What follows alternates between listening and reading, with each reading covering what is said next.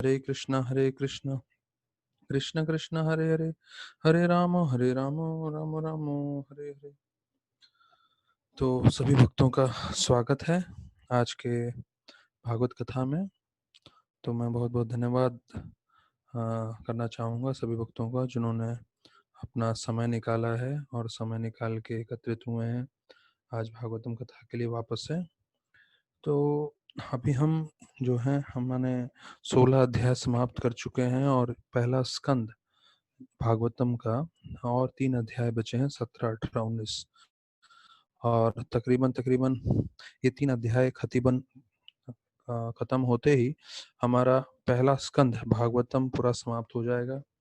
और बताया जाता है पहला और दूसरा स्कंद भागवतम जो है भगवान के चरणों के समान है।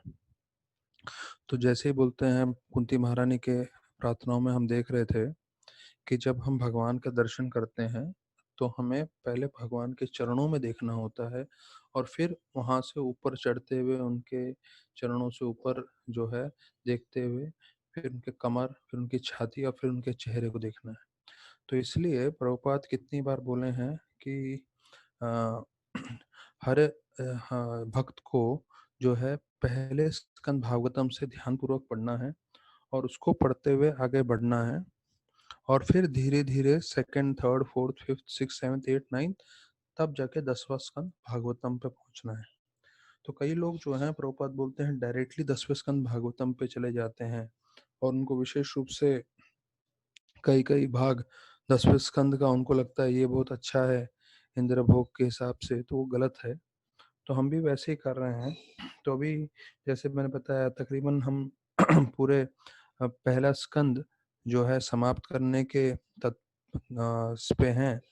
तो उसमें हमें समझना चाहिए कि पहले पूरे स्कंद में सबसे मुख्य चीज जो है, जो पूरे एक तरह से आप बोल सकते हैं पहले अध्याय से लेके तकरीबन तकरीबन हर अध्याय में जो प्रभुपाद ने और कृष्ण भगवान ने स्वयं जिस पे जोर दिया है वो है श्रवणम कीर्तनम पे, कि भगवान की हरि कथा सुननी है, भगवान की जो है भागवतम सुनना है। और वो चीज जो है आप देखें भागवतम में पहले अध्याय से लेके ये पूरी तरह से चल रहा है। तो पहले अध्याय का मैं आपको जस्ट ओवरव्यू दे रहा हूँ जिससे हमको मालूम चले कि भाई ये कितना महत्वपूर्ण है श्रवण कीर्तन करना, विशेष रूप से भागवतम का। जैसे दूसरे स्कंद भागवतम में जो है, अगर आप दूसरा स्कंद भागवतम का फर्स्ट कैंटो सेकंड कैंटो का लेंगे, उसका फर्स्ट चैप्टर जो है, तो उसमें बोलते हैं कैसे जो अभक्त लोग हैं वो अपना पूरा जीवन सिर्फ दिन में 2 कार्य कर रहे हैं और रात में 2 कार्य कर रहे हैं और ऐसे करके अपना पूरा जीवन जो है वो अपना वो ऐसी व्यर्थ में गवा रहे हैं। तो वर्णन करते हैं दिन में क्या 2 कार्य करते हैं वो लोग, अभक्त लोग। या तो पैसा पैसा कमा रहे हैं और पैसा कमा के अपने परिवार वालों का जो है ध्यान रख रहे हैं। तो बोलते हैं 2 कार्यों में जो है पूरा अभक्त लोगों का, पूरे कर्मी लोगों का पूरा दिन का कार्य स्पष्ट बता दिया है। सिर्फ 2 चीजों में क्या करना, पैसे कमाना और अपने परिवार वालों का पोषण करना। तो ये 2 कार्य हैं कर्मी लोगों के। उसी प्रकार से बोलते हैं रात्रि में उनके पास 2 कार्य है। क्या करना, या तो सोना या तो संभोग करना। तो देखिए पूरा जो अभक्त लोग हैं, पूरे कर्मी लोग हैं, भागवतम इतने सक्षम रूप से, इतने अच्छे तरीके से स्पष्ट रूप से बता देता है कि कैसे ये 2-2 कार्यों में पूरा का पूरा उनका जीवन व्यतीत हो जाता है अभक्त लोगों का। और फिर अंतिम समय आ जाता है, बिना भक्ति किए जो है लोग अपना शरीर छोड़ते हैं। जैसे हमने देखा धृतराष्ट्र होने वाले थे पर विदुर जी आके उनको बचा लेते हैं। और प्रभुपाद लिखते हैं कि धृतराष्ट्र के लिए विदुर आए थे, वैसे आज की तारीख में हर घर में धृतराष्ट्र है। हर कोई ऐसे अपना शरीर छोड़ा बिना भक्ति करे। तो हमें बहुत सारे विदुर चाहिए जो इसका प्रचार कर सके। तो बताया जाता है दिन में 2 कार्य कर रहे हैं, रात में 2 कार्य कर रहे हैं। दिन में पैसा कमाना, परिवार का पोषण करना, रात में सोना या संभोग करना। तो बताया जाता है उससे निकलने के लिए 5वें श्लोक में दूसरा स्कंद भागवतम का पहले अध्याय में बोलते हैं, तस्मात् भारत सर्वात्मा भगवान ईश्वरो हरि श्रोतव्य कीर्तितव्य स्मर्तव्य इच्छता भयम। कि भगवान को यहाँ पे अलग नाम से संबोधित किया हुआ है। तो भगवान ईश्वर हरि, तो भगवान तो हम जानते ही हैं पूर्ण पुरुषोत्तम है। ईश्वर मतलब नियंत्रक, और हरि मतलब जो हर लेते हैं सारे दुख, सारे परेशानी, हमारा मन भी। तो इसलिए बोलते हैं। और सर्वात्मा, सर्वात्मा मतलब है कि वो सभी के हृदय में परमात्मा के रूप में विद्यमान है। तो ऐसे भगवान का श्रोतव्य कीर्तितव्य स्मर्तव्य, जब हम श्रवण करेंगे, हम कीर्तन करेंगे और जब स्मरण करेंगे तो हमारे जीवन में इच्छता अभयम, पूरी तरह से हमें अभय प्राप्त हो जाएगा। हम किसी तरह से किसी भी चीज से भयभीत नहीं रहेंगे। तो प्रभुपाद जी इसका तात्पर्य है, जब हम लोग पहुंचेंगे इस श्लोक पे तब और विस्तार में पढ़ेंगे, पर संक्षेप में मैं आपको बता रहा हूँ कि प्रभुपाद बोलते हैं अगर आपको कीर्तन करना है तो उसके लिए सबसे मुख्य चीज है श्रवण करना। अगर आपने श्रवण अच्छे से किया होगा तो आप अपने आप जो है कीर्तन कर पाओगे। और जब श्रवण और कीर्तन दोनों कार्य आप करेंगे तो जो है आपको स्मरण आने लगेगा। आप लोग को मुझे थोड़ा बताते हुए अलग लग रहा है, पर क्या हुआ था, सब लोग मेरे भक्त लोग, मेरे जितने भी लोग मेरा प्रवचन सुन रहे हैं, सबको मालूम है इतना भागवतम रेगुलर बेसिस पे मैं नहीं बताता हूँ, इतना प्रवचन मैं नहीं देता हूँ। हम लोग का तो मीटिंग हफ्ते में एक बार होता है, वो भी जस्ट जनरल टॉपिक पे हम लोग चर्चा करते हैं। हाल ही में इसी साल हम लोग ने गीता स्टार्ट किया था, वहां पे गीता बता रहे थे, पर भागवतम स्पीड पे नहीं हमने स्टार्ट किया था। तो आप मानेंगे नहीं, जब मैं रात को सोता था तो सोते समय मेरे को नींद में, सपने में पूरे वो चैप्टर्स हैं उसमें क्या क्या है पूरा याद आता था। क्यों? क्योंकि मैं दिन भर उसकी पढ़ाई करता था, फिर आप लोग को बोलता था, और कई बार मेरे को पूरी तरह से ध्यान करना पड़ता था, क्योंकि अगर मुझे समझ में आया होगा तभी मैं आराम से आप लोग को समझा सकता हूँ। तो मेरे सपने में भी पूरे वो चैप्टर्स में क्या क्या है, कितने सेगमेंट्स हैं, क्या है, स्टार्टिंग के जो है चैप्टर्स में मेरे को ऐसी पूरी चेतना हो गई थी। तो यहाँ पे वही लिखा है कि श्रोतव्य कीर्तव्य स्मर्तव्य। आप जब श्रवण और कीर्तन करेंगे तो अपने आप आपका स्मरण वैसा बन जाएगा। और इच्छता अभयम, फिर हम अभय की प्राप्ति करेंगे, अर्थात किसी भी चीज से हम भयभीत नहीं होंगे। तो प्रभुपाद बोलते हैं, उसका एक लाइन मुझे बहुत अच्छा लगा, जिसके कारण मैं ये पूरा श्लोक बोल रहा हूँ और इसका बैकग्राउंड बता रहा हूँ आप लोग को। वो बोलते हैं प्रभुपाद कि भाई लॉ ऑफ प्रोविडेंस, अर्थात नसीब से हम लोग सब अलग अलग कार्यों में लगे हुए हैं। जैसे जितने भक्तगण भी श्रवण कर रहे हैं तो हर कोई अपने अलग अलग कार्य में लगे हैं, कोई अलग प्रोफेशन में है, कोई पढ़ाई में है, या कोई घरेलू औरत होंगी। तो सब लोग का अलग अलग व्यवसाय है। प्रभुपाद बोलते हैं लेकिन कोई भी हो, अगर वो मुख्य रूप से भगवान का श्रवण कीर्तन कथा को अगर अपने जीवन में अपना लेगा, तो कोई भी है, वो औरत है, स्टूडेंट है, जो है बूढ़ा बूढ़ी है, या बिजनेसमैन है, ब्रह्मचारी है, गृहस्थ है, कोई भी है, अगर वो भगवान की हरि कथा का श्रवण कीर्तन अपने जीवन में अपना लेगा तो बताया जाता है he will have success, ultimate success in everything. अर्थात उसको सार्थकता संपूर्ण रूप से प्राप्त हो जाएगी हर किसी चीज में। तो ये जो है 2.1.5 हम लोग विशेष रूप से चर्चा करेंगे जब उस पर पहुंचेंगे तो। लेकिन अभी मैं आपको सिर्फ संक्षेप में इसलिए बता रहा हूँ कि ये इतना महत्वपूर्ण है कि हम कोई भी हो, अगर हम ये श्रवण कीर्तन का मार्ग अपना लेंगे तो उससे जो है हम लोग का पूरी तरह से सार्थकता प्राप्त होगी, चाहे हम कोई भी हो। तो अभी स्टार्ट करने से पहले मैं सोच रहा था थोड़ा एक फास्ट ओवरव्यू आपको मैं बता दूं कि कैसे हर भागवतम के अध्याय में जो है श्रवण कीर्तन को महत्वपूर्णता दी गई है, कैसे भागवत को महत्वपूर्णता दी गई है। तो पहले अध्याय में ही जो है, जो लोग लिख रहे हैं वो मैं श्लोक क्रमांक भी बताऊंगा, तो वो लोग श्लोक भी देख सकते हैं कि कैसे जो है हम दूसरे श्लोक में तो बताया पहले इसका अध्याय के कि कैसे भागवतम जो है कृष्ण से अलग नहीं है और उनको आश्रय लेने से जो है हमें कोई और शास्त्र की जरूरत नहीं है। और क्योंकि ये व्यासदेव जी ने जो है पूर्णतः जो भगवान के अवतार है उन्होंने रचना की है। तो बताया जाता है कैसे पहले अध्याय में ही बताया गया कि भागवतम कितना महत्वपूर्ण है, कितना शक्तिशाली है। और जो परम भक्त हैं, शुद्ध भक्त हैं, वो इसको जो है इसका श्रवण कर रहे हैं, आनंद ले रहे हैं निगम कल्पतरो में। हाँ, तो ये जो तीसरा श्लोक है वो बताता है जब शुद्ध भक्त इसमें आनंद ले रहे हैं तो हम जैसे बद्ध जीव तो शुद्धिकरण के लिए इसका श्रवण कर ही सकते हैं। तो ये तीसरे श्लोक में भी है। फिर 19 और 21वां श्लोक वो भी बताया जाता है, इसके हरि कथा के ऊपर बताया गया है कि कैसे जो है भक्त लोग जो हैं वो थकते नहीं हैं भगवान की कथा सुन के, उनको और सुनना है। और 21वें श्लोक में बताया जाता है कि वो दीर्घ काल के लिए हरि कथा सुन रहे हैं। हरि कथा सुनने का उद्देश्य है कि जिससे वो भगवान की कथा में मन लगा के रखें और उससे बाहर के जितने भी कलयुग के जो कल्मश है उसका पूरा नाश हो।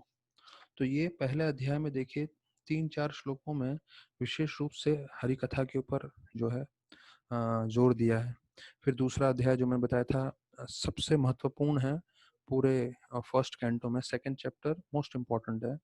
तो उसके अंदर हमने देखा कि कैसे 16, 17, 18 जो है श्लोकों में बताया है कि कैसे हमें श्रवण करना चाहिए। 14 श्लोक में भी ये लिखा है, देखिए अभी हमने जो सुना उधर श्रवण करना, कीर्तन करना, स्मरण करना, यहाँ पे भी वही शब्द इस्तेमाल किया है, श्रोतव्य कीर्तितव्य ध्याय पूज्य से नित्य। 14 नंबर का श्लोक बोल रहा हूँ कि जो है कि इसमें जो है हरि भक्ति करना हमारा जीवन का लक्ष्य है। संसिद्धिर हरितोषणम, हर कार्य से हमें भगवान को प्रसन्न करना है, तो उसके लिए भगवान का श्रवण कीर्तन और ध्यान करना चाहिए। और उसके लिए फिर ये 16, 17, 18 तीनों श्लोकों में बताया गया है कि तो हम महत सेवा करते हैं, साधुओं की सेवा करते हैं, भक्तों की सेवा करते हैं, तब हमें कथा रुचि आती है, तब हम श्रवण करने के लिए जो है योग्य बनते हैं। तो ये चीज ध्यान रखना है हमें। This are like cardinal principle, मतलब बहुत महत्वपूर्ण है कि हम जब वैष्णव सेवा करेंगे तो उस वैष्णव सेवा से हमें नाम रुचि और भगवान की कथा में वासुदेव कथा रुचि, कथा में रुचि आएगी, कथा में आकर्षण आएगा। तो अगर किसी को लगता है कि मैंने बहुत पढ़ाई लिखाई की है, मेरे पास डिग्री है, उसके बल पर मैं कथा में रुचि ला पाऊंगा, तो वो गलत धारणा में है। भगवान की कथा में अगर आपको रुचि प्राप्त करनी है तो उसका एकमात्र उपाय है, एकमात्र उद्देश्य है, आपको वैष्णव की सेवा करनी पड़ेगी। और जब वैष्णव प्रसन्न होंगे तो उनके आशीर्वाद से हमें जो है कथा में रुचि आएगी। तो अधिकांश लोगों के मन में गलत धारणा रहती है कि जब किसी सन्यासी के पास जाते हैं तो सबको आशीर्वाद लेना होता है। यहाँ तक कि आप कभी भी राधानाथ महाराज को देखेंगे, कहीं ओपन प्रोग्राम में जा रहे हैं तो सब लोग पैर छूने की कोशिश करेंगे और पैर छूने से लगता है उनको पूरा आशीर्वाद मिल गया। और फिर वो चाहते हैं आशीर्वाद मतलब महाराज या बड़े सन्यासी या बड़े परम भक्त वो लोग सर पे हाथ रख के अच्छे अच्छे शब्द बोलें जिससे लगे कि हाँ आप दीर्घायु हो, आपको धन संपत्ति प्राप्त हो, आपको लंबा जीवन प्राप्त हो, आपको सुख संपत्ति प्राप्त हो। हाँ, तो उनको लगता है ये आशीर्वाद है। नहीं, असली आशीर्वाद होता है जब हम वैष्णव को प्रसन्न करते हैं और हो सकता है कोई वैष्णव आके आपको बोले भी नहीं वापस कि भाई मैं आपसे प्रसन्न हूँ, लेकिन जैसे ही वैष्णव संतुष्ट हो जाता है आपकी सेवा से तो भगवान इतने प्रसन्न होते हैं, भगवान उसी वक्त आपके हृदय में जो है ये वासुदेव कथा रुचि जो है शुरू कर देते हैं। तो ये तरीका है वैष्णव के आशीर्वाद और कृपा प्राप्त करने का, उनकी सेवा करके, ना कि किसी वैष्णव का चरण पकड़ के जबरदस्ती जो है आपकी चरण धूली दे दें वगैरह वगैरह करें, और आपको ऐसा आशीर्वाद कभी नहीं मिलने वाला है। और जो जबरदस्ती करके तो कभी आशीर्वाद मिल ही नहीं सकता। आशीर्वाद तभी मिलता है जब आपने दिल से किसी किसी वैष्णव की सेवा की हो और बहुत मेहनत किया हो उसको प्रसन्न करने के लिए, और जब वो वैष्णव दिल से प्रसन्न होता है तब आपको जो है कृपा मिलती है। और फिर 17वें श्लोक में बताया, सुनवता सकथा कृष्ण पुण्य श्रवण कीर्तन हृदयंतस्तो भद्राणि विधुनोति सुश्रुतता, कि जैसे हम श्रवण करते हैं तो हृदय में जितने भी अभद्र हैं वो निकल जाते हैं। और नष्ट प्राय अभद्रेषु नित्यम भागवत से। तो देखिए, नित्यम भागवत से, नित्यम मतलब रोज। तो अभी ये नहीं सोचना है कि लॉकडाउन है, कुछ काम नहीं है इसलिए हम लोग रोज का 1 घंटा बैठे हैं और जैसे लॉकडाउन खत्म हो जाएगा तो भैया ये सब में नहीं करना है मुझे। नहीं, नित्यम भागवत सेवा मतलब है लॉकडाउन के कारण हमें मौका मिल गया वही भागवत का चर्चा करने का, सुनने का, पर इसको हमारे दिनचर्या में हमें अपनाना है, चाहे कुछ भी हो जाए। जब हम भगवान के संग में रहेंगे, भगवान की कथा के संग में रहेंगे, तो बाहर के जो इतने भी कलमश हैं वो हमारे मन में नहीं आएंगे और हमको उनसे असर नहीं होगा। तो ये तो था दूसरा अध्याय जहाँ वापस से नित्यम भागवत सेवा का वर्णन किया गया है। तो ये चीज हमें अपने जीवन में लागू करनी है। जैसे कल मैं कदम कानन महाराज का बता रहा था कैसे सुबह जल्दी उठ के 64 माला करते हैं। तो उम्मीद करते हैं आज एकादशी है, सब लोगों ने एक्स्ट्रा माला किया होगा, और नहीं किया है तो अभी भी कर सकते हैं। हमारे मंदिर में एक ब्रह्मचारी हैं, वो रोज एकादशी के दिन र- र- देर रात तक जागते हैं, तकरीबन तकरीबन 11 बजे तक, 12 बजे तक, और एक्स्ट्रा जप करते रहते हैं। तो मैं बोला क्यों भैया रात को जपा कर रहे हो? तो बोले भैया एकादशी जो है 15 दिन में एक बार आता है, जितना ज्यादा से ज्यादा फायदा उठा लेना चाहिए। तो कितनी बार होता है हम लोग अपने दिनचर्या, हमारा काम ऐसा व्यस्त होता है जो हम लेट जाके सोते हैं 11 बजे, 12 बजे।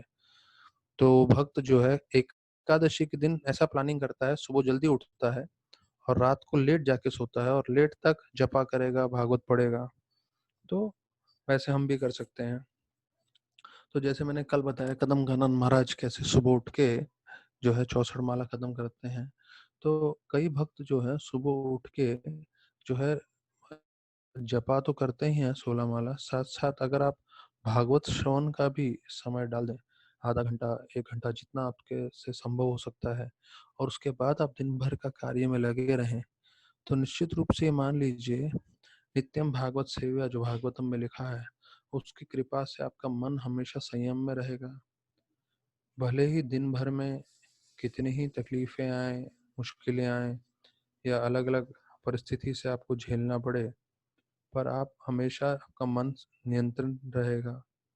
आपको, हम बोलते हैं ना, आप कंट्रोल में रहेंगे, ज्यादा विचलित नहीं होंगे। तो उसके लिए ये बहुत जरूरी है नित्यम भागवत सेवा। और वो सुबह के समय ही करना है, क्योंकि बताया जाता है जो सुबह का समय होता है वो शुद्ध सत्वों में, सत्व गुण में रहता है। और जैसे जैसे दिन होता है, दिन का कार्य, दिन प्रारंभ हो जाता है 8-9 बजे के बाद, तो पूरा दिन फिर रजोगुण में होता है और शाम होने के बाद तमोगुण का प्रभाव हो जाता है। तो सत्व गुण में, शुद्ध सत्व में, ब्रह्म मुहूर्त में जब हम जप कर लेते हैं, भागवत सुन लेते हैं, तो उससे हमारे पूरे मानसिक स्थिति पे उसका असर आता है। फिर तीसरा अध्याय में भी 2 श्लोक बताए गए हैं, 40वें और 43। दोनों ये बतलाते हैं कि कैसे भगवान जो हैं भागवतम के रूप में अवतार लिए हैं, और भागवतम अर्थात कृष्ण का ही संग है। और 43 श्लोक में बोला है कृष्ण के जाने के बाद भगवान जो है इस भागवतम के द्वारा लोगों को जो है ज्ञान दे रहे हैं।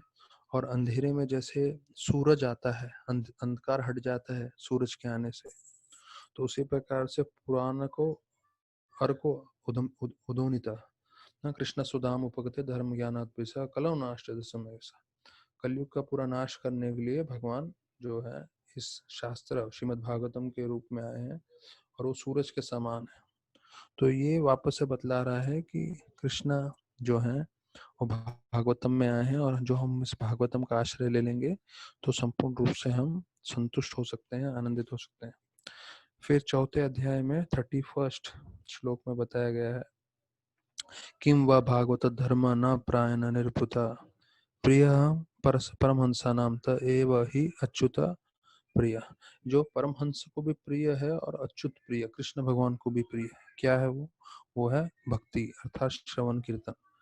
तो ये जो चीज है भक्ति जो है वो सबको प्रिय है, भगवान को भी और भगवान के भक्तों को भी। और 5वां अध्याय तो सबसे मुख्य है, उसमें हमने ये 11वां और 12वां श्लोक जो है 11वां और 22वां श्लोक हमने चर्चा किया है। तो 11वां श्लोक मैंने आपको बताया था प्रभुपाद जी हर कैंटो के शुरुआत में, अभी 2 दिन में नरसिंह चतुर्दशी आने वाला है, तो उसमें जो है उसका एक श्लोक है कौमारमाचरित्र प्रज्ञो धर्मान भागवतम यहाँ दुर्लभम भी जन्म तदपि अध्रुवम अर्थदम। तो वो श्लोक और ये तद्वा विसर्गो जनता विप्लव, तो ये दोनों श्लोक प्रभुपद हर हर अपने कैंटो में या जितने भी 12 कैंटो लिखे हैं या उसके जो भाग हैं, जैसे फर्स्ट कैंटो के 2 या 3 भाग हैं, अलग अलग आप कौन से वॉल्यूम पढ़ रहे हो उसके ऊपर है, सब में प्रभुपाद ये दोनों जो है श्लोक बोलते हैं अपने इंट्रोडक्शन में। तो तगवाग विसर्गो जनता विप्लव बोलते हैं कि पूरे जगत में जो पूरी तरह से पाप कार्यों में लगी है उन सब का उद्धार हो सकता है जब भगवान की लीलाओं का गुणगान हो। और ऐसे भगवान की लीलाओं के गुणगान करते हुए अगर कोई गलती भी कर रहा हो, अगर किसी से चूकी भी हो, तो वो देखा नहीं जाएगा और ये देखा जाएगा कि वो भगवान का गुणगान कर रहा है। तो प्रभुपाद जी उदाहरण दे रहे थे इसी श्लोक में कि कैसे मेरे खुद का जो अंग्रेजी है उसमें हो सकता है गलती हो, पर क्योंकि मैं भगवान का गुणगान कर रहा हूँ तो जितने भी सुनने वाले जो भक्तगण हैं वो इसको स्वीकार कर लेंगे मेरी गलतियों के साथ भी। और हमने देखा था जब प्रभुपाद इसका तात्पर्य लिखे थे उसमें बोले थे कि आप विदेश में हो और आपके घर में आग लग गई हो और आपको भाषा नहीं मालूम हो, तो आप फिर भी कैसे भी पड़ोसी को बुला के लेकर आओगे, आप कैसे भी उनको समझाओगे। क्यों? क्योंकि आपको जरूरत है।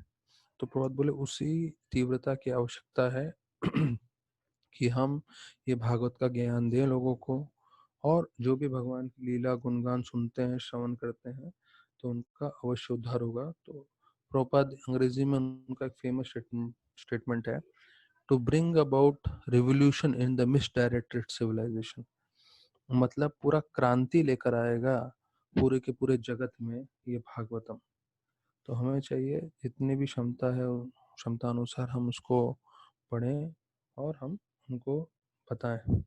और फिर 22वें श्लोक में फिर आता है का उत्तम श्लोक गुणानुवर्णन, ये जो है भगवान की लीलाओं का जो है वर्णन जो है सभी रूप से कल्याण करेगा।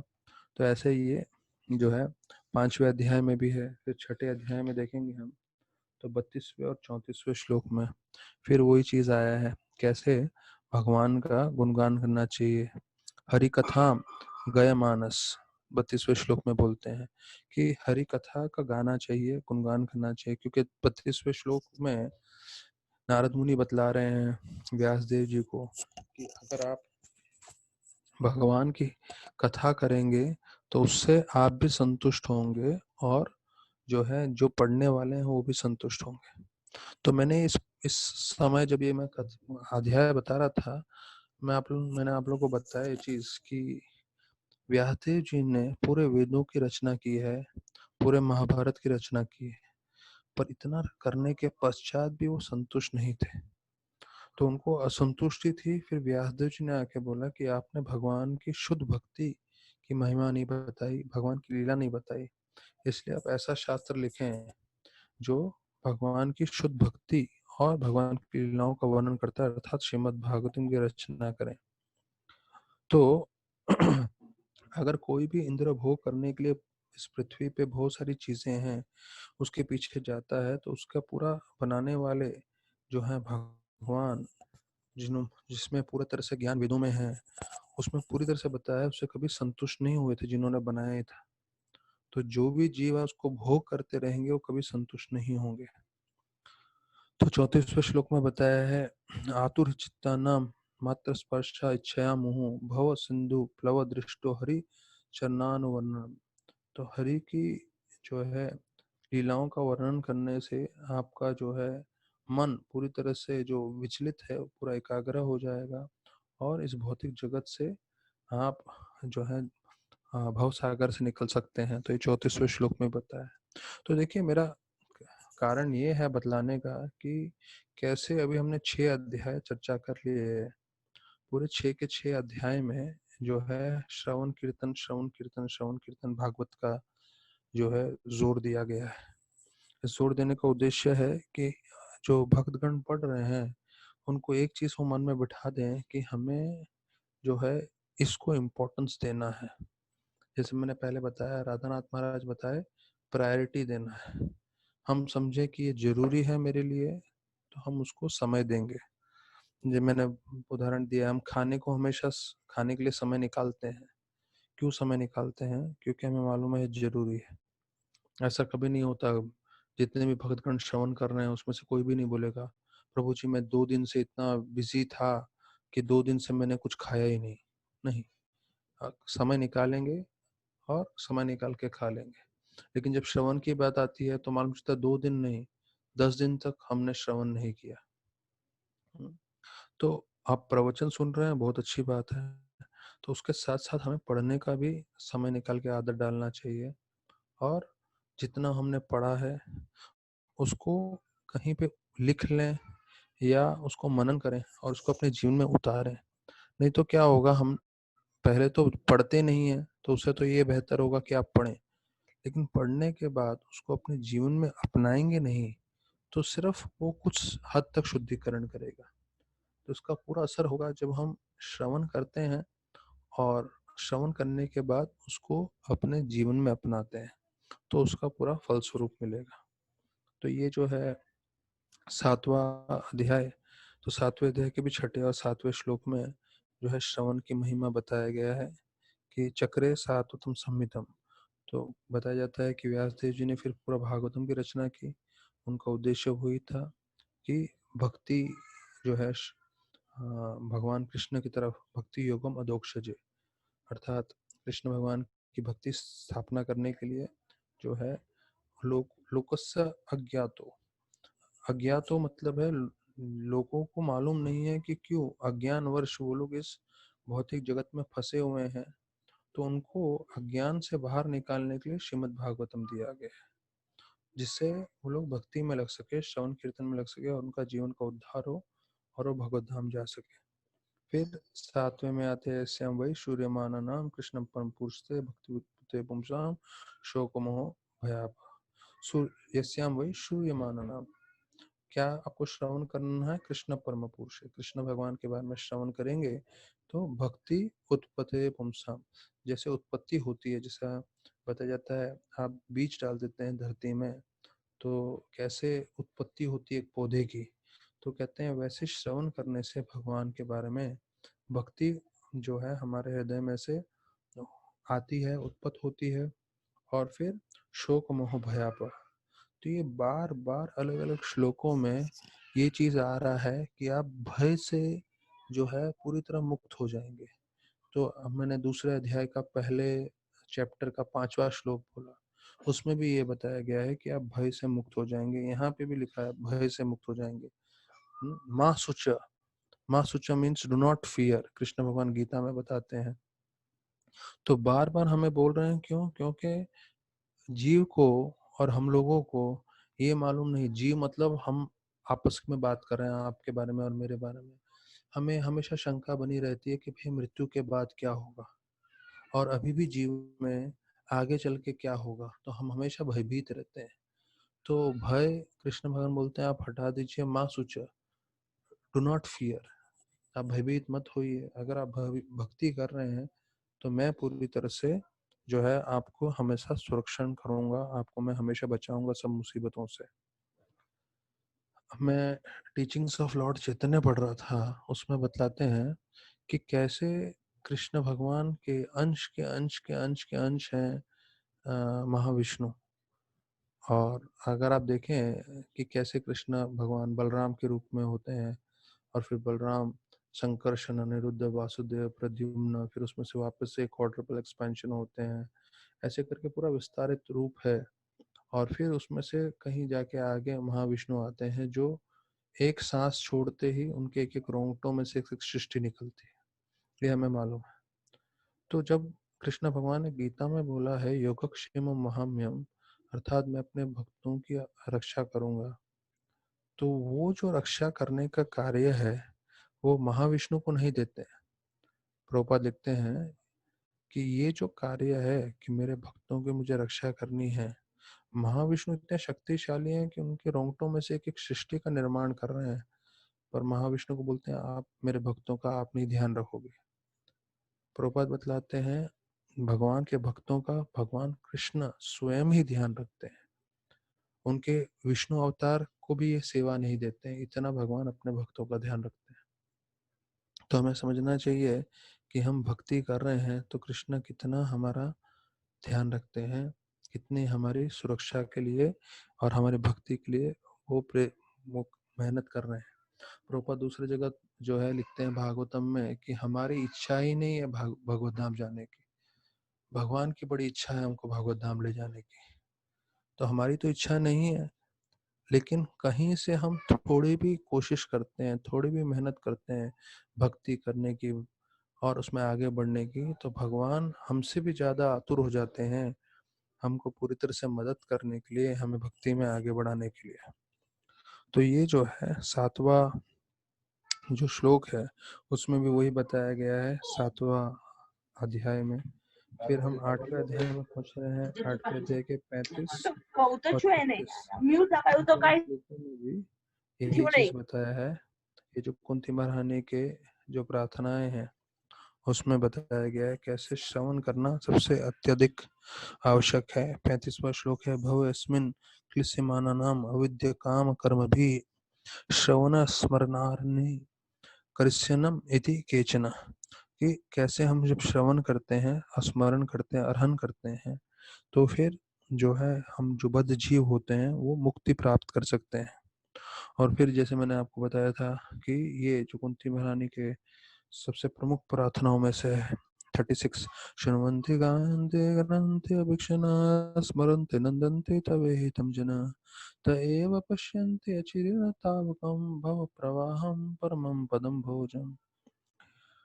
तो देखिए भव प्रवाहम परमम पदम भोजम, भौतिक जगत के जन्म मृत्यु से आप निकल के कृष्ण भगवान के चरण को प्राप्त कर सकते हैं, भगवतम जा सकते हैं। कब?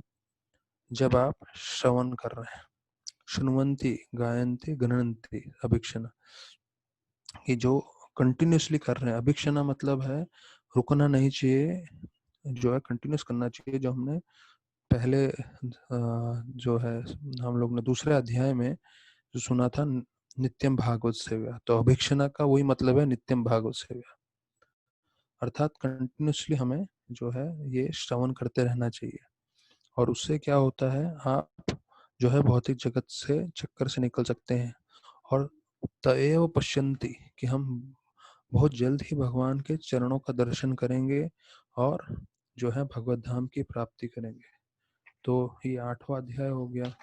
फिर 9वें अध्याय का 23वां श्लोक, उसमें भी बताया गया है यह नाम कीर्तन। यह नाम कीर्तन मतलब जो है भक्ति योगा इतनी शक्तिशाली है कि आपको पूरी तरह से मृत्यु के और कर्मों के जंजाल से निकाल देगी और आपको भगवत धाम की हम जो है भगवत धाम आपको प्राप्त करने में संपूर्ण रूप से मदद करेगी। तो मेरा उद्देश्य पूरा का पूरा आप लोग को जो है पहले अध्याय से अभी तक का, मतलब आज का पूरा फर्स्ट हाफ मैंने सिर्फ भगवान का जो पूरे भागवतम में है श्रवणम कीर्तन पे जोर दिया और सारे श्लोकों का ओवरव्यू बताया। उसका उद्देश्य ये था कि हम सब इसको महत्वपूर्णता से लें, समझें कि पूरे भागवतम में एक मैसेज जरूरी बताया गया है, वो है कि हम रेगुलर बेसिस पे रोजाना जितना हो सकता है श्रवण कीर्तन करें और किसी तरह से भी थोड़ा थोड़ा समय निकालें। अगर किसी को लगता है मेरे पास आधा घंटा नहीं है, 1 घंटा नहीं है, तो 5 मिनट निकाले, 5 मिनट निकाले 2-3 बार 4 बार दिन में सोने से जो है पहले या सुबह उठते ही या जैसे भी होता है ट्रैवलिंग करते समय वगैरह वगैरह।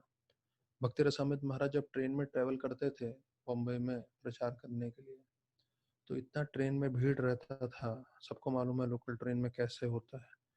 तो महाराज अपने सामने किताब नहीं पकड़ पाते थे, तो महाराज क्या करते थे, किताब अपने सर के ऊपर रखते थे और ऐसे हाथ से ऊपर देखते हुए पढ़ते थे। और यहाँ तक कि जब भक्ति रसानंद महाराज स्टेशन से, सबको मालूम है ग्रांड ट्रू स्टेशन से अगर हमें उधर तक चल के जाना है मंदिर तक, तो कम से कम 15 मिनट लगते हैं। तो महाराज जब चल के जाते थे तब भी कोशिश करते थे जितना हो सकता है मैं पढ़ाई कर सकूं। तो देखिए, पूरे बम्बई के एक ही सन्यासी हैं भक्ति रसामृत महाराज, अपने जीवन से बता रहे हैं कितने आतुर थे वो पढ़ने के लिए। और ये श्रवण करने के कारण जो आज जिस पदवी में है वो, तो आज के तारीख में वो अमेरिका में और विशेष रूप से लंदन में उनको जाने को जीबीसी ने बताया है। फिर ऑस्ट्रेलिया जाने को बताया हुआ है। फिर और एक जगह है विदेश में, तो वहाँ पे हर जगह उनको 2-2 महीने, तकरीबन 1-1 2-2 महीने रहने पड़ते हैं। तो भक्ति रसंत महाराज 6 महीना इंडिया में रहते हैं और 6 महीना विदेश में। तो पूरे विश्व भर में वो प्रचार करते रहते हैं और सब जगह का उन्होंने जिम्मेदारी लिया हुआ है। और वो भी एक ही भारतीय है। देखिए, एक एक भारतीय अगर प्रचार करने लगे तो देखिए कितना योगदान कर सकते हैं। तो अभी हम 17वें अध्याय में आ रहे हैं कि महाराज परीक्षित जो हैं वो कैसे कली से कली को कैसे दंडित करते हैं, वो उसका वर्णन आता है। तो ये जो 17वां अध्याय है 4 भाग में है। पहला भाग है कि महाराज परीक्षित कैसे प्रामाणिक राजा थे और कैसे वो दंडित करते हैं कली को, वो 1 से 16 श्लोकों में है। फिर 17 से 27 श्लोक है कि वो परीक्षित महाराज पूछ रहे हैं धरती को और धर्म को, धर्मराज मतलब गैया को और बैल को, जो धरती के और धर्मराज के रूप में है, कि आप क्यों दुखी हैं, उसका क्या कारण है। और फिर बताया जाता है 28 से 41, 28 to 41 जो कली को कहाँ जगह देते हैं, कौन सा स्थान देते हैं रहने के लिए, उसका वर्णन है। और फिर लास्ट 3 श्लोक में 42 to 45 glorious glorious rule of Maharaj Parikshit, कि महाराज परीक्षित ने कैसे उनके निर्देशन में पूरा पृथ्वी का राजभार संभाला। तो ये 4 श्रृंखला है पूरे 17वें अध्याय का।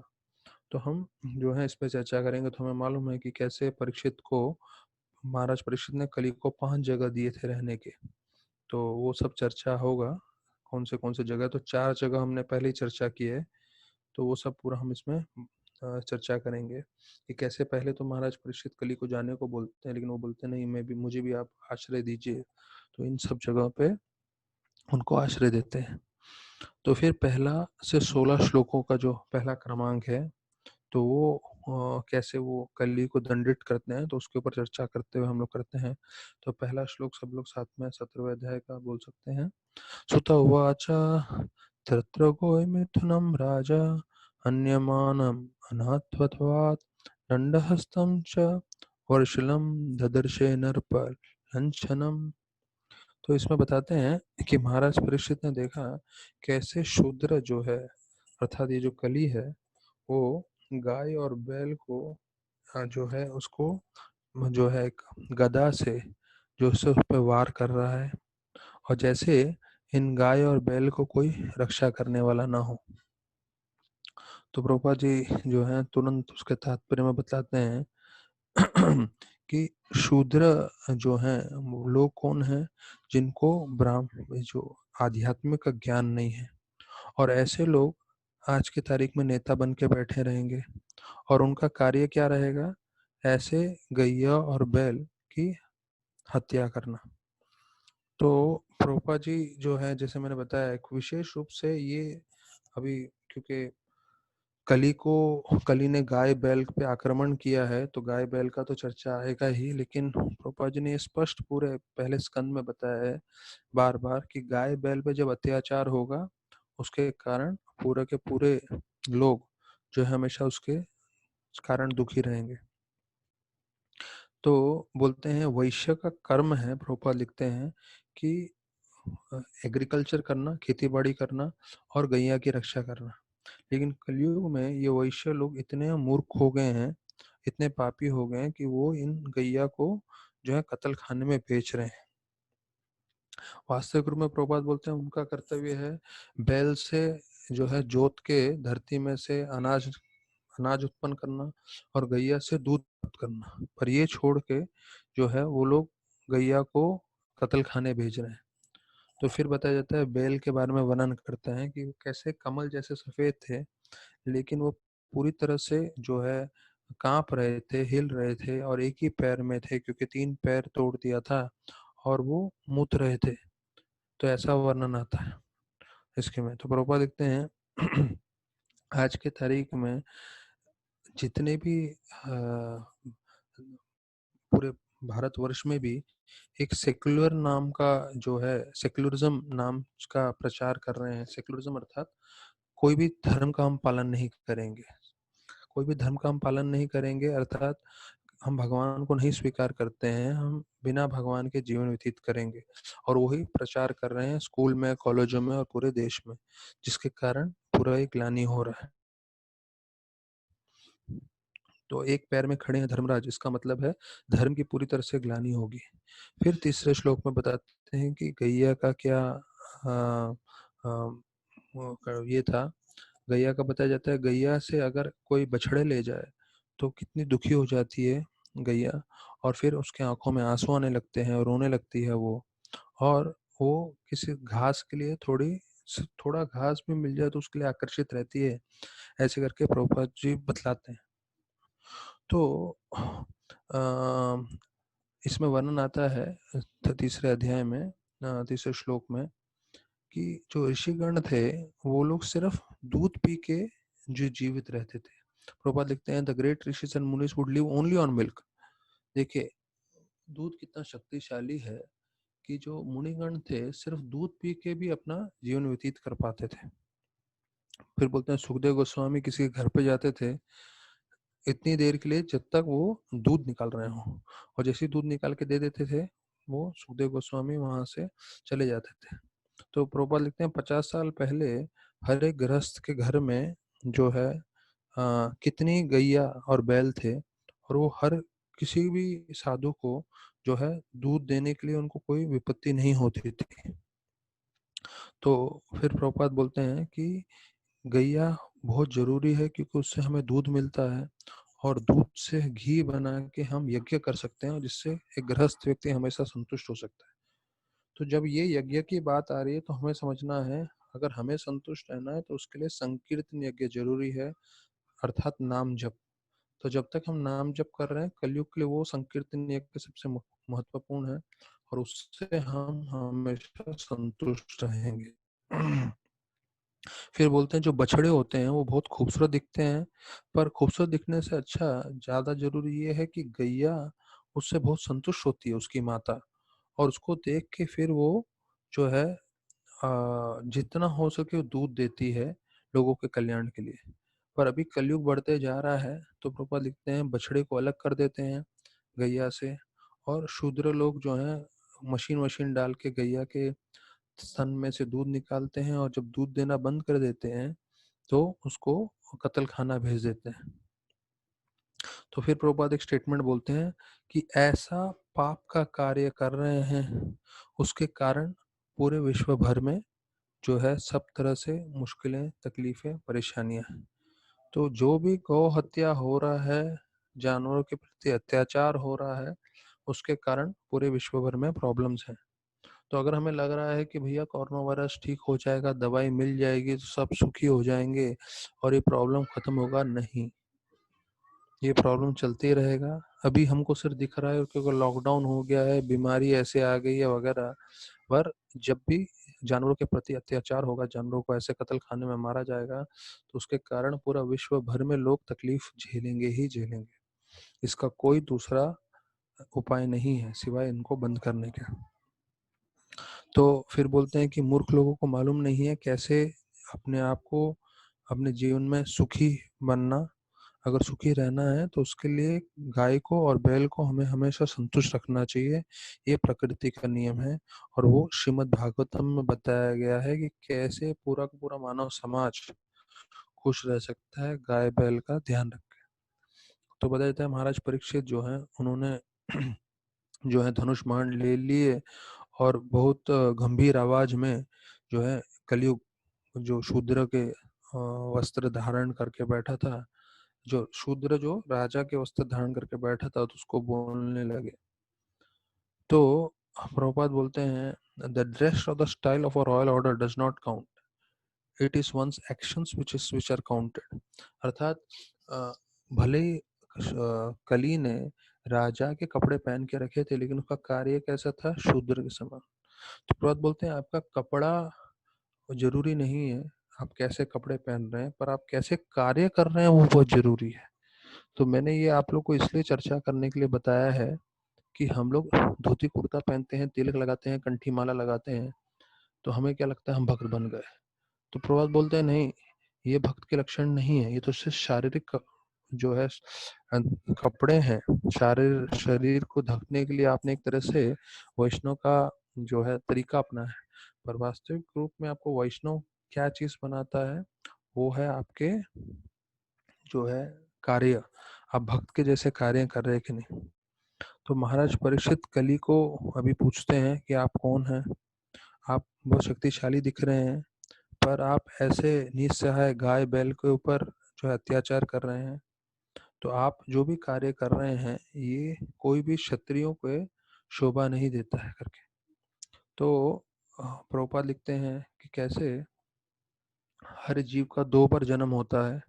एक बार जब माता पिता के संग में वो आते हैं, माता पिता संग में आते हैं, तब उनका जन्म, नवजात शिशु का जन्म होता है। और वही जीव का फिर से जन्म होता है जब वो गुरु से दीक्षा लेता है।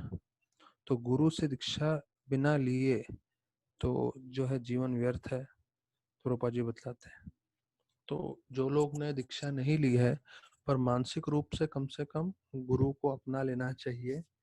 तो मानसिक रूप से भी अपना लेंगे तो क्या होता है, एक चीज स्पष्ट हो जाती है कि कैसे आपने इनको इनको गुरु मान लिया है और उनकी आप सेवा करना चाहते हैं, उनकी आप भक्ति करना चाहते हैं। तो ये 5वें श्लोक में बताते हैं। फिर 6ठे श्लोक में बोलते हैं कि आप गैया को मार रहे हैं। परीक्षित महाराज बोल रहे हैं हाँ, क्योंकि कृष्ण नहीं है, अर्जुन नहीं है, तो आपको लगता है कि आपको मैं छोड़ दूंगा। अर्जुन जो गांडीव लेके घूमते थे वो चले गए हैं, तो आपको लग रहा है कि आप गैया की हत्या कर सकते हो, पर मैं वास्तविक रूप में आपका अंत कर दूंगा। आपका जो है I will be, you deserve to be killed, अर्थात आपने जो कार्य किया है उसके कारण आपको मृत्यु दंड मिलना चाहिए। तो प्रभुपाद लिखते हैं कि कोई भी जानवर जो है, अगर आप जानवर हत्या कर रहे हैं तो उसके फलस्वरूप महाराज परीक्षित के समय ऐसा था कि उनको दंड मिलता था, और दंड किसका था? मृत्यु का। अर्थात अगर किसी जानवर को भी मारे तो उसके बदले में मृत्यु दंड ही मिलेगा, ऐसे करके वर्णन करते हैं। फिर 7वें श्लोक से 11वें श्लोक में महाराज परीक्षित गैया और बैल के साथ चर्चा कर रहे हैं। तो उनसे पूछते हैं 7वें श्लोक में कि आप कौन हैं और आप कोई देवता हैं क्या? क्योंकि आप एक बैल के रूप में हो, लेकिन आपने 3 पैर आपके नहीं हैं, अर्थात 3 पैर इसने तोड़ दिए हैं, इस पे आक्रमण किया है। फिर 8वें श्लोक में बोलते हैं मैं पहली बार आपके आंखों में आंसू देख रहा हूँ। तो यहाँ पर इस राज्य में कभी भी किसी ने आंसू नहीं बहाए हैं, ये पहली बार हमारे राज्य में गाय बैल आंसू बहा रहे हैं करके। तो फिर 9वें श्लोक में बोलते हैं कि कैसे आप गैया जो हैं,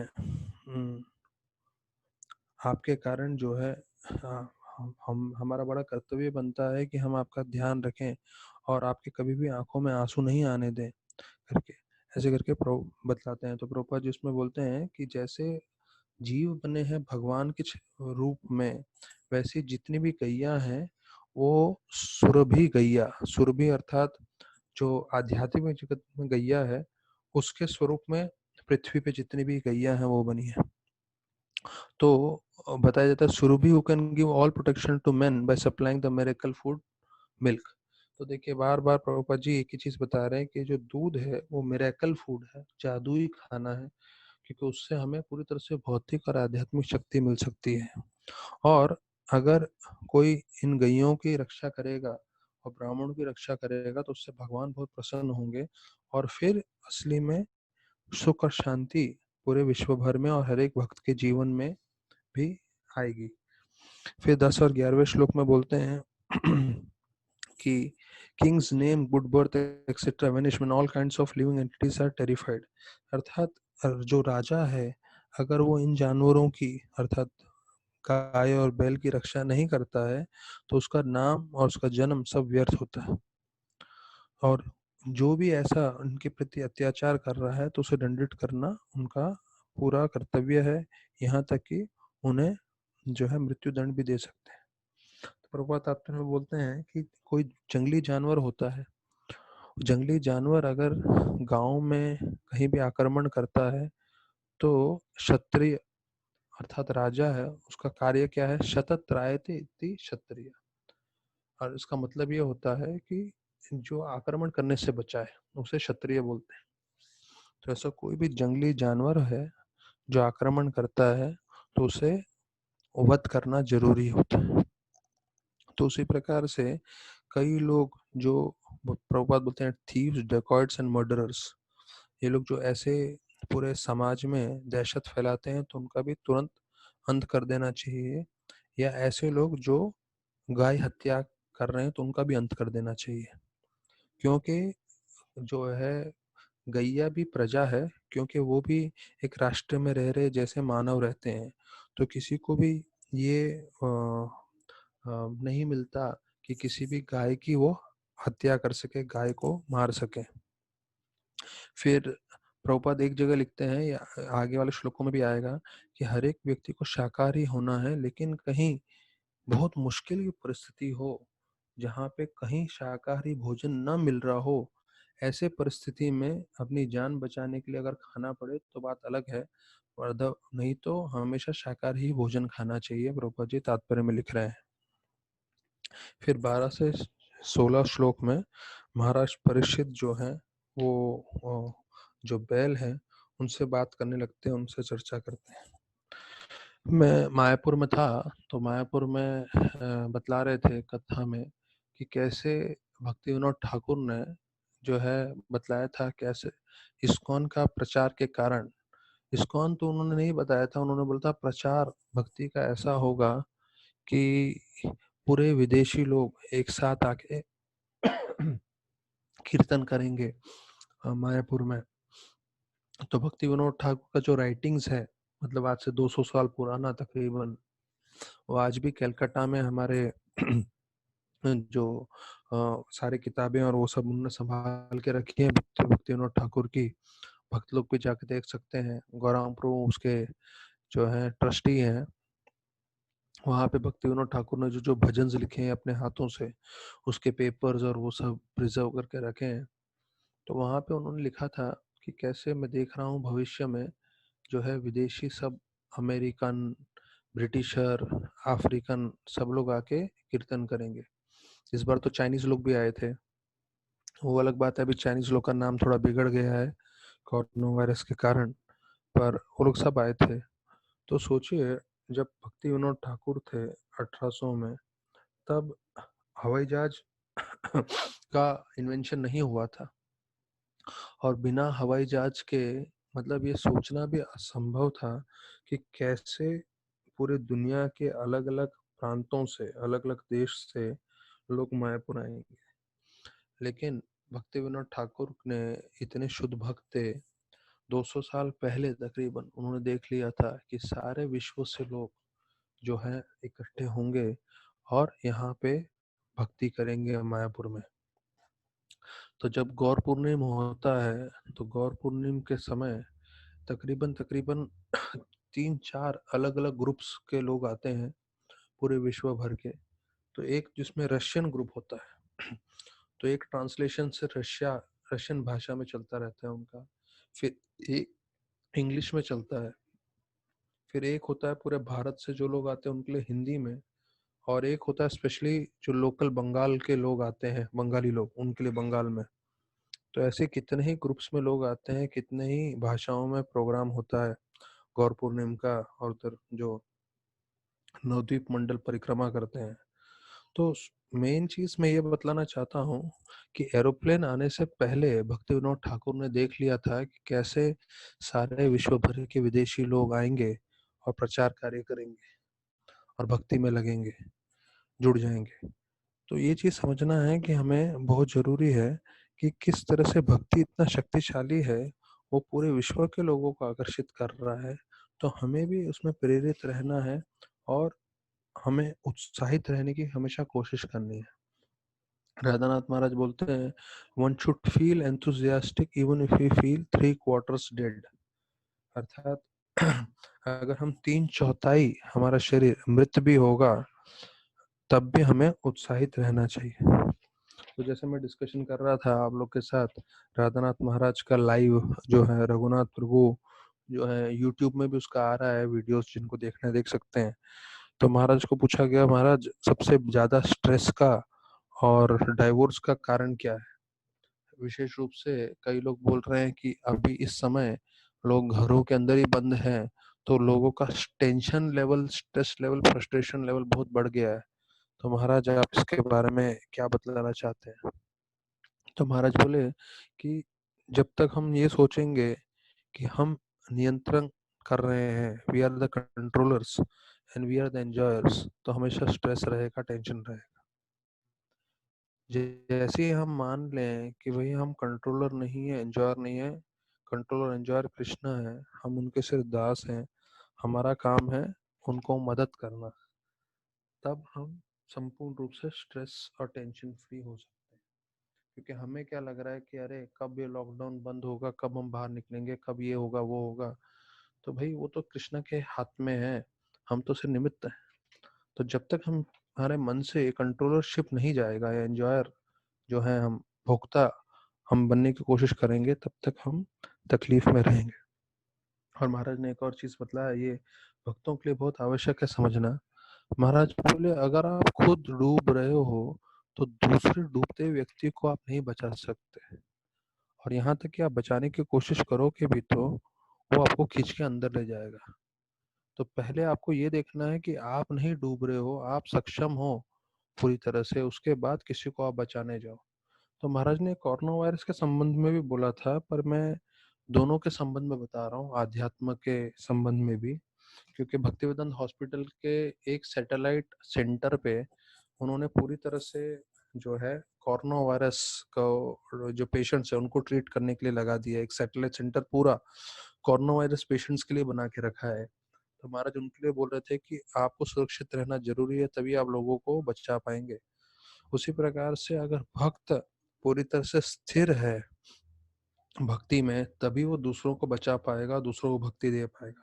अगर उसके खुद के जो है भक्ति में पैर डगमगा रहे हैं, तो पहले चाहिए कि वो श्रवण कीर्तन करे, वो अपने आप को मजबूत बनाए, उसके बाद लोगों को प्रचार करे। नहीं तो प्रचार अभी ना करें, नहीं तो आप दूसरों को प्रचार करने जाएंगे तो उनका जो है रजो और तमोगुण से आप प्रभावित हो जाएंगे। तो ये अभी 12वें श्लोक में जो है महाराज परीक्षित जो है बैल से बात कर रहे हैं, चर्चा कर रहे हैं। उसको पूछ रहे हैं बैल को कि आपके तीन पैर किसने काटे? और बताते हैं, in this state where king is obedient to the Lord Krishna, no one is unhappy as you. तो बोलते हैं जहाँ अभी कृष्ण की भक्ति चल रही है इस राज्य में और मेरे होते हुए, मैं नहीं चाहता कि कभी आप दुखी रहें। तो आप मुझे बताएं ये इसके पीछे इसका कारण कौन है, किसके कारण हुए हैं ये चीजें? तो प्रभुपाद जी इसके तात्पर्य बोलते हैं कि जहाँ पे कृष्ण भगवान के नियम का पालन नहीं होता, वहां पे सब कोई असंतुष्ट रहेगा, दुखी रहेगा। तो देखिए बार बार चीज आया है, बहुत सिंपल है। अगर आप कृष्ण के नियम पालन करेंगे गीता में, भक्ति में, तो आप खुश रहेंगे, और अगर नहीं पालन करेंगे तो आप दुखी रहेंगे। तो अधिकांश हमारे मन में प्रश्न आता है कि अरे हमारे पास धन नहीं है, बाकी सब प्रवचन ठीक है, कथा बताई ठीक है, भक्ति ठीक है, पैसा नहीं होगा तो कैसे हम जिएंगे, कलयुग में इतना मुश्किल हो रहा है, वगैरह वगैरह। तो देखें, अगर आप देखें राधानाथ महाराज, गौरांग प्रो, गौर गोपाल प्रो, इतने सालों से लोग प्रचार कर रहे हैं और शायद ही तीनों के पास 1 रुपया भी बैंक बैलेंस नहीं है। और फिर ये भी नहीं सोच रहे कि चलो हम लोग जो है आगे के लिए थोड़ा बैंक बैलेंस बना लेते हैं। नहीं, बिना 1 रुपये अपने खाते में हुए पूरी तरह से प्रचार कर रहे हैं। और वो तो संतुष्ट है ही, पर उनके संग में विश्व में कई-कई लोग जो है पूरी तरह से संतुष्ट हैं। तो अगर हमें लगता है कि धन से हमें संतुष्टि मिलेगी, तो मैं आपको उदाहरण दे रहा हूँ कि बिना धन के लोग देखिए कितने संतुष्ट हैं, खुद भक्ति में पूरी तरह से निपुण हैं और दूसरों को विश्व भर में प्रेरणा दे रहे हैं। हाँ, तो हमें धन संपत्ति एकत्रित करनी चाहिए, लेकिन साथ-साथ ये समझना चाहिए कि सिर्फ धन से हम जो है उन्नति नहीं करेंगे। धन के साथ-साथ हमें आध्यात्मिक भक्ति भी चाहिए, और अगर हम अच्छे से भक्ति करेंगे तो कृष्ण भगवान जो है बाकी सब कुछ प्रबंध करा देंगे। फिर 13वें श्लोक में वर्णन आता है कि जो बैल हैं उसके लिए बोल रहे हैं, you are offenceless and thoroughly honest. तो क्योंकि देखिए जो बैल है वो धर्म है साक्षात, तो उसे उस इस तरीके से जो है उनसे चर्चा कर रहे हैं, तो उनसे पूछ रहे हैं कि कौन है जो आपको जो है इतनी तरह से पीट रहा है, जिन्होंने मारा है, कौन है, किसने आपकी ये हालत की है। ऐसे करके महाराज परीक्षित बैल को पूछ रहे हैं।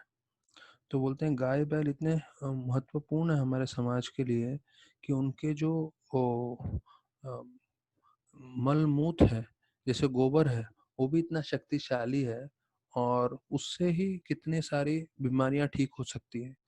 हमारे एक भक्त थे मंदिर में जिनको मलेरिया हुआ था, और मलेरिया का उन्होंने टैबलेट्स की जगह उन्होंने सिर्फ गौमूत्र ले लिया, तो बताया जाता है पूरा उसका मलेरिया ठीक हो गया।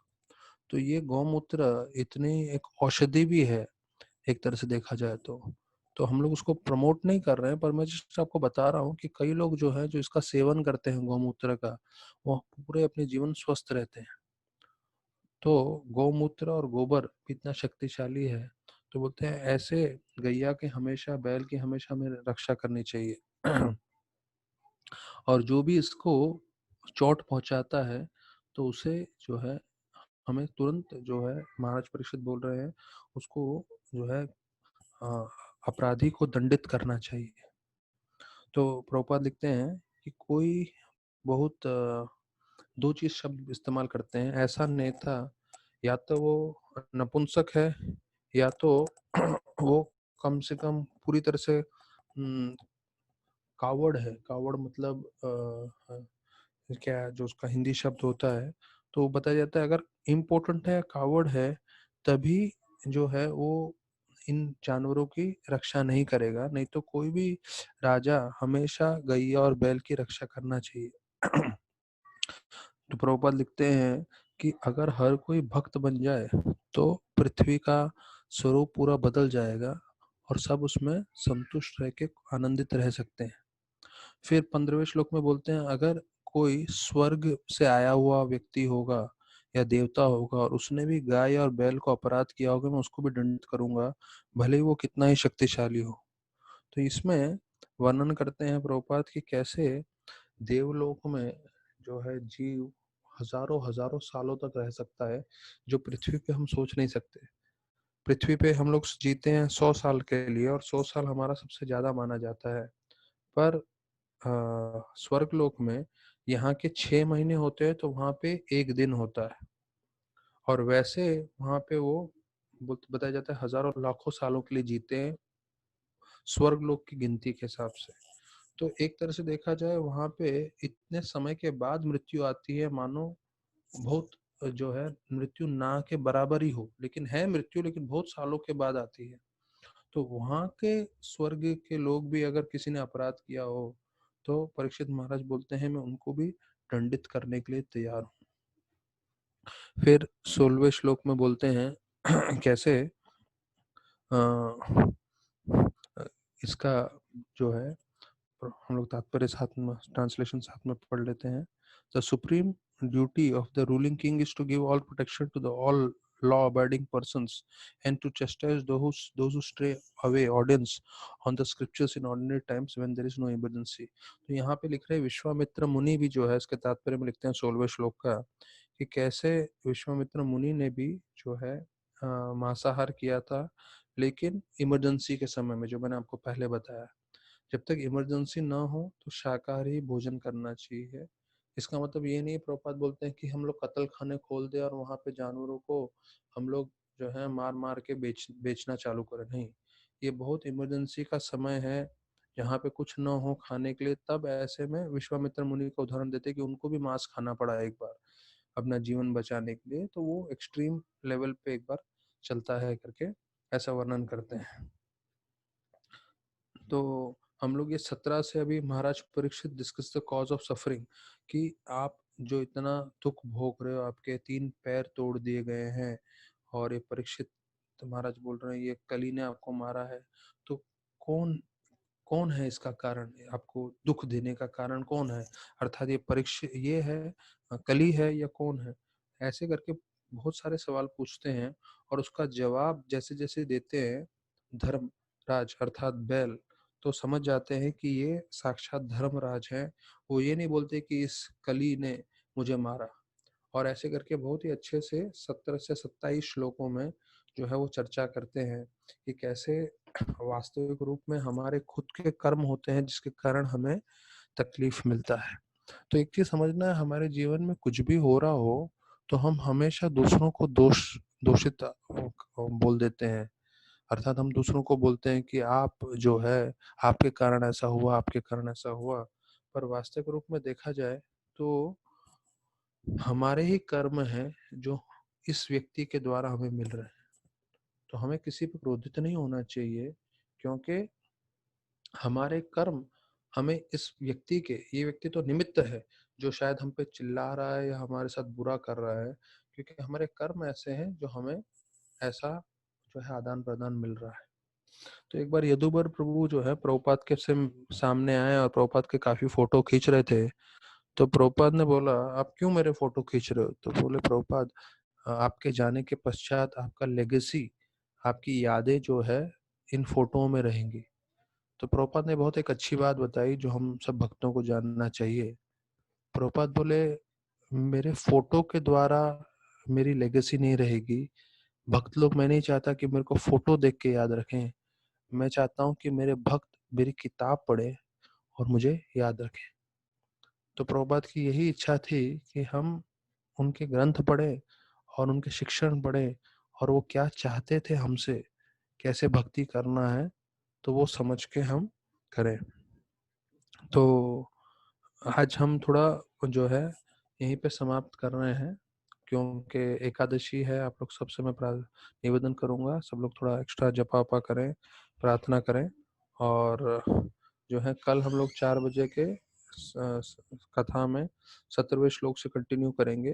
क्या कारणवश है जो बैल है और गैया है वो क्या बोलते हैं, किसने क्यों दुखी थे करके, तो वो कल हम तो हाँ, कल हम पूरा अध्याय समाप्त करने की कोशिश करेंगे 45 श्लोक तक। बहुत बहुत धन्यवाद। हरे कृष्ण।